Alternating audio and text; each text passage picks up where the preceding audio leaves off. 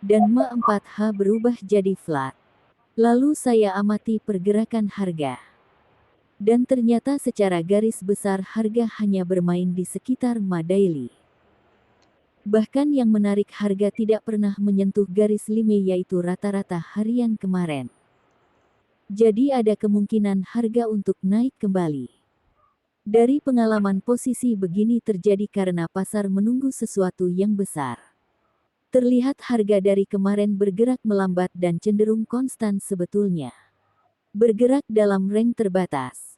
Akhirnya saya putuskan buy di lower BB4H.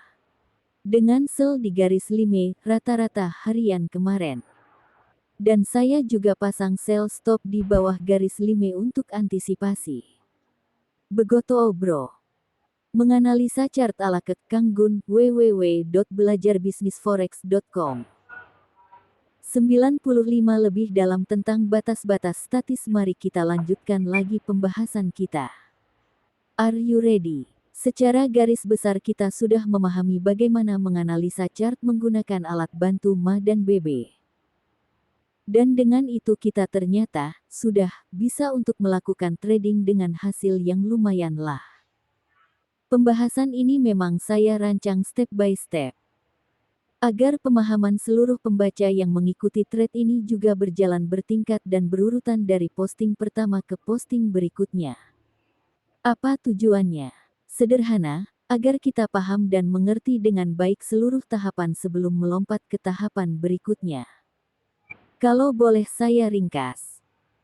Kita sebetulnya beberapa waktu ke belakang lebih berfokus pada pergerakan dan batas-batas dinamis dalam melakukan analisa pergerakan harga. Nah, hari ini kita akan menambah sedikit analisa kita dengan mengamati pergerakan dan batas-batas statis dari pergerakan harga yang sedang kita amati untuk menganalisanya. Sebelumnya memang saya sudah menjelaskan sedikit-sedikit tentang pergerakan dan batas-batas statis ini. Jadi sekarang kita akan ngomongin pergerakan dan batas-batas statis secara lebih dalam. Batas-batas statis yang kita gunakan dalam analisa yang kita lakukan pengertiannya adalah kita mengamati dan membandingkan pergerakan harga berdasarkan batas-batas yang kita hitung secara statistik dan mat, artinya kita mengamati bagaimana pola, aksi dan reaksi harga sepanjang batas-batas yang sudah kita hitung tersebut. Batas-batas statis ini dihitung berdasarkan data-data yang lalu. Jadi sebetulnya kita melihat atau mengamati pergerakan harga yang terjadi saat ini dan beberapa waktu ke belakang berdasarkan pola masa lalu yang kita jabarkan dalam bentuk batas-batas menganalisa chart ala Kang Gun, www.belajarbisnisforex.com. 96 statis ini. Batas-batas statis yang sudah kita miliki dan ketahui sampai pembahasan hari ini adalah nilai rata-rata statis dalam periode waktu tertentu, indikatornya average yang menghitung nilai rata-rata daily, weekly dan monthly periode sebelumnya, dan batas-batas yang kita hitung berdasarkan nilai standard deviasi tertentu menggunakan data-data sebelumnya, indikatornya standard deviation level. Informasi penting yang diberikan oleh nilai standard deviation adalah informasi jumlah persentase data yang berada di antara dua batas nilai set tersebut. Jadi dari pelajaran statistik kita ketahui bahwa persentase data yang berada dalam rentang nilai set tertentu bisa diprediksi.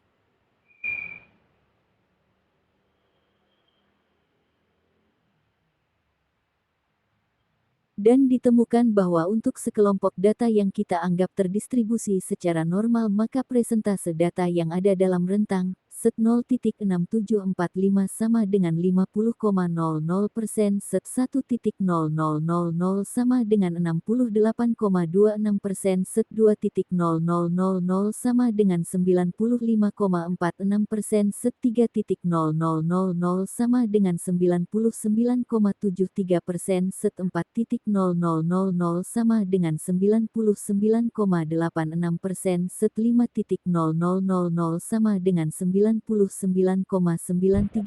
set 6.000 sama dengan 99,96%. Nah, apa artinya informasi persentase data dari nilai set tertentu tersebut buat kita? Dari informasi ini kita tahu bahwa presentase data atau price minimum yang berada dalam rentang misalnya SET1 adalah 68,26%. Minimum artinya bisa juga lebih dari 68,26%, maksudnya mungkin saja dan sering terjadi 100% data bermain di rentang SET1. Nah, lalu bagaimana jika harga sampai ke level SET4?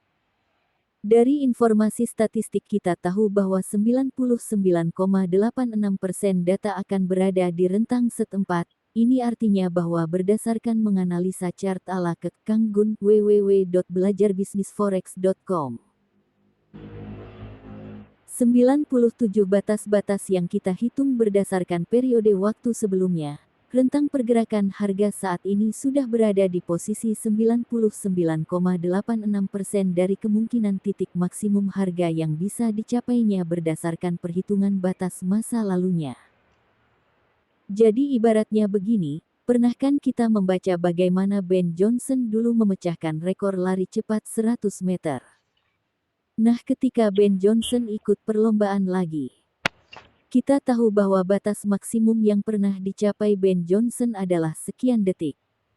Lalu apa yang ada di pikiran kita? Kita tentu akan menggunakan batas yang pernah dicapai Ben Johnson ini sebagai pembanding untuk memprediksi kecepatan larinya. Hanya ada 3 kemungkinan. Ben Johnson akan berlari dengan kecepatan melebihi rekornya, sama atau mungkin malah lebih rendah kecepatannya. Nah, seperti analogi itulah kita menyikapi dan membaca level-level statis ini. Jadi ketika harga berada di sebuah titik dengan membandingkannya terhadap level-level statis yang kita buat, kita tahu berada di mana harga sekarang. Batas-batas statis yang kita buat ini membantu kita memetakan pergerakan harga walaupun batas-batas tersebut sesungguhnya kita buat berdasarkan data masa lalu. Lalu, bagaimana kita membaca batas-batas ini? Gambar di bawah adalah gambar yang saya buat di TFH4. Pada gambar tersebut saya memplot ke standard deviation level V, 1.1 dengan setting my periodnya sama dengan 43.200. Artinya saya membuat level set berdasarkan data bulanan dan saya juga memplot ke average HLCC, tapi hanya monthly average yang saya tampilkan untuk memperlihatkan rata-rata bulanan statisnya. Sekarang coba Anda perhatikan gambar di bawah ini. Dengan memplot 2 indikator yang saya sebutkan tadi, kita seolah-olah seperti membuat peta pergerakan harga bulan sekarang dengan menggunakan batas-batas yang kita hitung berdasarkan data menganalisa chart ala Kang Gun www.belajarbisnisforex.com. 98 bulan sebelumnya. Coba lihat apakah batas-batas ini memberikan informasi pada kita. Nah, apa yang kita lihat? Ternyata teori statistik cukup membantu kita untuk memetakan pergerakan harga kan. Sekalipun data-data yang kita hitung dalam membuat batas-batas dengan perhitungan rata-rata dan standar deviasi adalah data-data bulan sebelumnya. Ternyata batas-batas yang dihasilkan cukup membantu kita untuk memetakan pergerakan harga bulan sekarang. Mengapa? Coba Anda simak lagi analogi Ben Johnson tadi deh. Jawabannya ada di sana. Artinya data masa lalu secara statistik memang mampu dan cukup akurat, hanya yang perlu kita ingat adalah bukan berarti batas-batas ini mutlak jadi pembatas. Maksud saya beginilah. Jangan sampai kita salah dalam membacanya. Jangan dibaca batas-batas ini sebagai batas pergerakan harga. Jadi kalau misalnya harga mencapai set 6, katakan begitulah. Bukan berarti kita menafsirnya bahwa harga akan berhenti di situ dan lalu pasti berbalik. Bukan. Bukan seperti itu mengartikannya, tetapi kita melihatnya hanya sebatas menganalisa chart ala Kang Gun www.belajarbisnisforex.com. 99 informasi bahwa harga sudah mencapai batas pergerakan maksimum berdasarkan data pergerakan bulan lalu. Itu saja. Lalu dari informasi inilah kita mengembangkan analisa kita dengan melihat informasi-informasi lain yang kita miliki. Nah, Sekarang coba perhatikan lagi gambar di bawah ini. Di sana saya menambahkan MA 120 Dark Violet untuk melihat rata-rata bergerak harga bulanan. Dan BB 120 Set 1 Dark Violet putus-putus untuk melihat batas-batas dinamis bulanan. Di chart H4 ini sekarang terdapat batas-batas statis bulanan, rata-rata bergerak bulanan dan batas-batas dinamis bulanan. Coba perhatikan informasi apa lagi yang kita peroleh dengan menggabungkannya seperti ini. Perhatikan ketika MA 120 trending, maka batas-batas standard deviations yang kita buat bukankah membantu kita untuk memprediksi titik-titik yang mungkin dicapai harga yang sedang bergerak. Ingat lagi deh analogi terminal bus di posting-posting awal. Kemudian coba perhatikan MA 120. Lihat kemiringan garis MA 120 ketika trending di menganalisa chart ala Kang Gun www.belajarbisnisforex.com. 100 bulan Februari dan bulan Maret lah. Sama-sama trending. Tapi lihat dan perhatikan kemiringan MA 120-nya. Semakin tajam kemiringannya, pergerakan harga yang terjadi juga semakin lebar. Lihat deh bulan Maret dan Januari. Lalu lihat bulan Februari saat trending. Kemiringan MA 120 tidak tajam bahkan cenderung mendatar sebetulnya. Apa yang terjadi pada pergerakan harganya? Sempit bukan? Dan coba perhatikan di bulan Februari juga jarak antara garis rata-rata bulan lalu dan MA 120 berdekatan dan cenderung terlihat bahwa MA 120 bermain-main di sekitar garis rata-rata bulan lalu.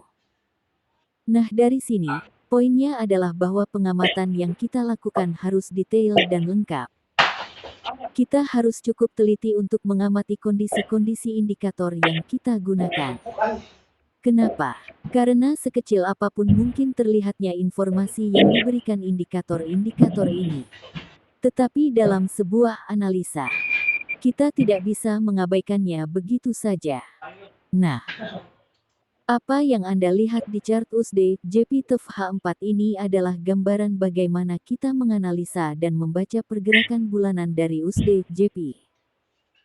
TFH4 kita pilih karena datanya cukup akurat untuk melihat pergerakan harga dalam rentang satu bulanan. Sebetulnya bisa saja kita menggunakan TFM15 atau yang lebih kecil lagi untuk melihatnya, tetapi nanti, saya takut diprotes, chart kita akan terlihat penuh dan membingungkan, jadi kita putuskan saja analisa pergerakan harga bulanan kita lakukan di H4. Walaupun sebenarnya saya dalam prakteknya lebih sering menggunakan TFM15 untuk menganalisa semuanya. Tetapi demi pembelajaran teman-teman kita coba pecah-pecah dulu biar gak membingungkan. Setuju? Hehehe harus setuju deh. Oke. Sekarang kita coba lihat informasi apa saja yang bisa kita peroleh dari pergerakan bulanan USD JP ini. Perhatikan gambar di bawah ini. Ini sama seperti sebelumnya, hanya saya menambahkan ke flat detektor V1.1 untuk memudahkan analisa. Menganalisa chart ala Kang Gun www.belajarbisnisforex.com. 101 kita coba lihat bulan Maret saja. Saya akan mencoba mencontohkan bagaimana kita membaca chart dan mengumpulkan informasi terlebih dahulu. Awal bulan Maret pergerakan bulanan USD JP dimulai dalam kondisi trending down, di mana kondisi trending down ini sudah dimulai di akhir bulan Februari. Trending down ini terlihat semakin jelas karena harga di awal bulan Maret ternyata sudah berada di bawah nilai rata-rata pergerakan bulanan di bulan Februari. Harga terus down menembus set 1, set 2 dan set 3 dan tanggal 17 Maret harga terlihat kembali menuju set 2 setelah menyentuh nilai terendah bulan Maret di harga 95.74. Kondisi harga saat ini berada di harga 99.21 dan berada di antara set 2 dan set 3 bulanan. MA 120 saat ini sedang dalam kondisi flat. Lower BB 120 berada di kisaran harga 98.85 dan upper BB 120 berada di kisaran 102.66 atau tepat berada di set 1. Nah, dari informasi ini kita tahu bahwa kondisi pergerakan harga bulanan sedang berada dalam keadaan flat setelah mengalami kondisi trending beberapa minggu. Menganalisa chart ala Kang Gun, www.belajarbisnisforex.com. 102 sebelumnya. Harga sedang berada di sekitar area lower BB 120. Inilah beberapa informasi yang kita peroleh dari data pergerakan bulanan. Sekarang kita akan melihat data pergerakan mingguan. Coba perhatikan gambar di bawah ini, kita akan membaca dan menganalisa pergerakan harga mingguan melalui TFH1. Di TFH1 ini saya menggunakan MA 120, BB 120, Kek Standard Deviation Level V, 1.1 dengan input My Period sama dengan 10.080 dan Kek Average HLCC. Jika kita amati tampak jelas bahwa kondisi trending dan kondisi flat, frekuensi terjadinya di pergerakan mingguan lebih sering jika kita bandingkan dengan pergerakan bulanan. Nah, informasi apa yang bisa kita dapatkan dari pergerakan mingguan ini? Kita akan mengamati pergerakan harga mingguan di minggu terakhir saja. Coba perhatikan. Pergerakan harga minggu lalu terlihat berada di rentang antara nilai rata-rata minggu lalu dan set 1. Awal minggu dimulai dengan trending up lalu bergerak menuju kondisi flat, kemudian trending down kembali flat dan di dua candle terakhir terlihat based on BB set 1 rules. Harga kembali dalam kondisi trending down. Yang menganalisa chart ala Kang Gun, www.belajarbisnisforex.com. 103 menarik adalah walaupun kondisi trending dan flat terjadi silih berganti tetapi jika kita amati MA 120 ternyata terlihat datar dan jika kita amati juga lower dan upper BB 120 pun terlihat datar. Secara teknis keadaan MA 120 di TFH1 ini bisa anggap sebetulnya berada dalam kondisi flat. Sekarang kita akan turun lagi untuk mengamati dan mengumpulkan informasi di pergerakan harian. Perhatikan gambar di bawah ini, kita akan mengamati pergerakan harian di TFM15. Di TFM15 kita akan menggunakan MA 96, BB 96 set 1, Kek Standard Deviation Level V, 1.1 dengan input My Period sama dengan 1440 dan Kek Average HLCC. Kita akan mengamati pergerakan di hari Jumat saja. Perhatikan, selama hari Jumat, jika kita amati pergerakan dinamis juga mengalami kondisi trending dan flat secara bergantian. Secara statis dapat kita amati bahwa harga bermain di antara set 1 kg standard deviation level.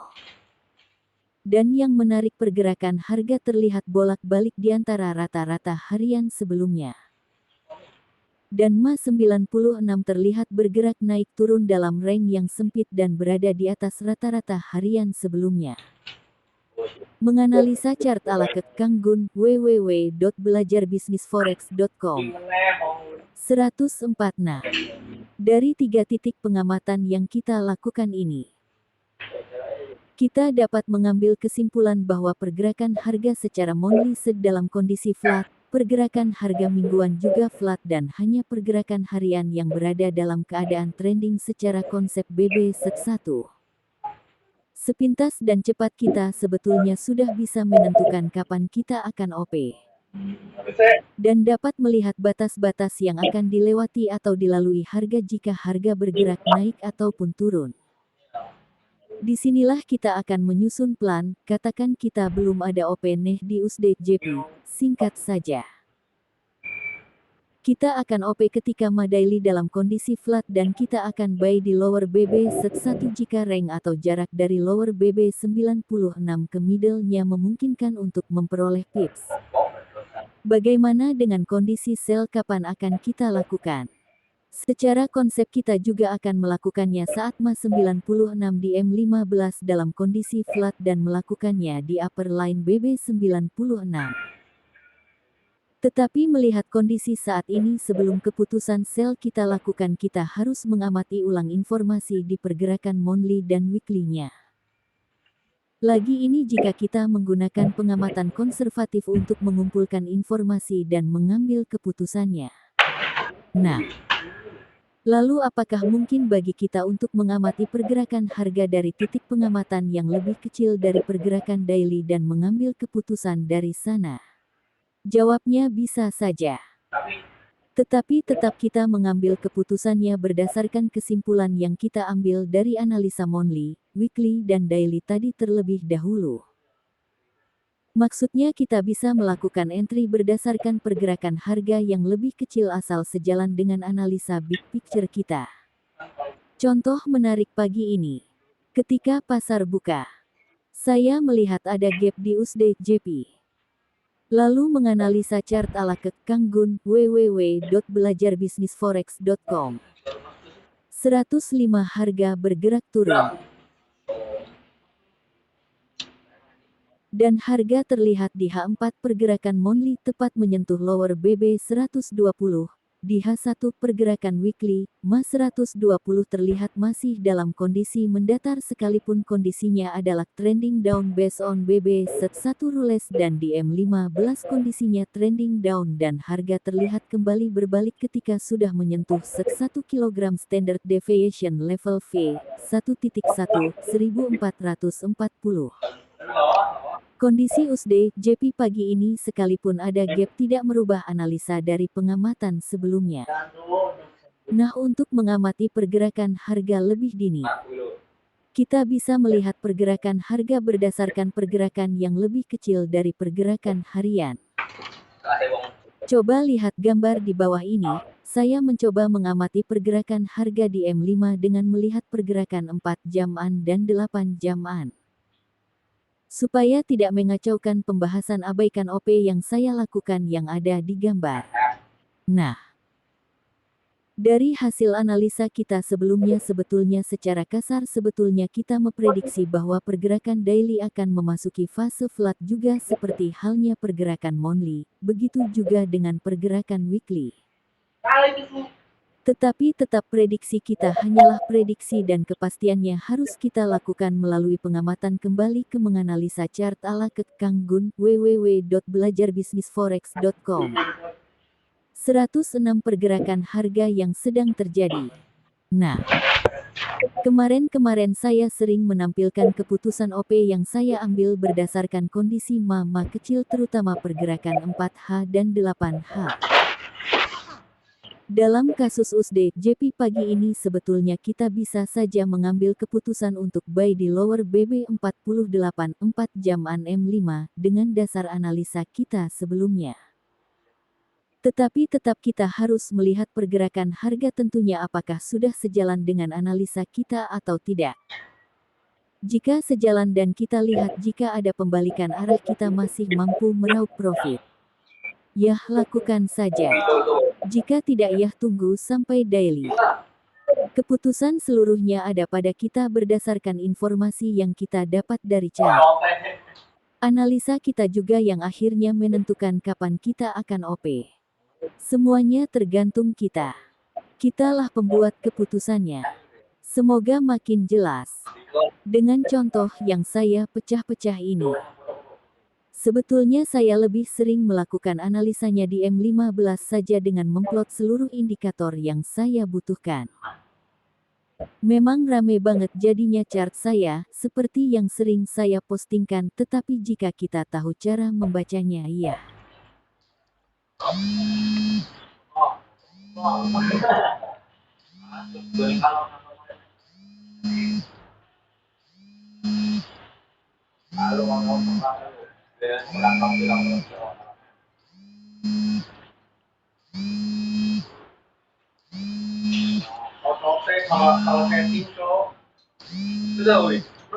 Memang rame banget jadinya chart saya, seperti yang sering saya postingkan, tetapi jika kita tahu cara membacanya iya. Jadi gak rumit dan memusingkan. Tapi dengan contoh menganalisa dipecah-pecah begini saya berharap penjelasan saya makin jelas. Ini saja dulu tolong dipahami.